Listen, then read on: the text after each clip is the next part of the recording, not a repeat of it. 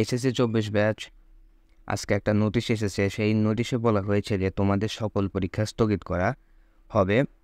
স্থগিতকৃত পরীক্ষাসমূহ 11 তারিখ পর্যন্ত, অর্থাৎ তোমাদের যে 11 তারিখ পর্যন্ত যত পরীক্ষা আছে সকল পরীক্ষা স্থগিত করা হয়েছে। সেই বিষয়ে একটা নোটিশ দিয়েছে, সেই বিষয়ে আমি বিস্তারিত তোমাদের কাছে বলবো। প্রথমে দেখি নোটিশে কি বলা আছে। নোটিশে বলা হয়েছে যে অনিবার্য কারণবশত আগামী 4 তারিখ থেকে অনুষ্ঠিতব্য সকল শিক্ষা বোর্ডের পরীক্ষাসমূহ স্থগিত করা হলো। সকল শিক্ষা বোর্ডের স্থগিতকৃত পরীক্ষাসমূহ আগামী 11 তারিখ থেকে নতুন সময়সূচি অনুযায়ী শুরু হবে এবং এই সময়সূচিটা আবার পরবর্তীতে কি নোটিশ আকারে দেওয়া হবে। অর্থাৎ তোমাদের পরবর্তী যত পরীক্ষা সব 11 তারিখের পরে আবার নতুন করে সময় দেবে এবং তোমাদের পরীক্ষাগুলো হবে।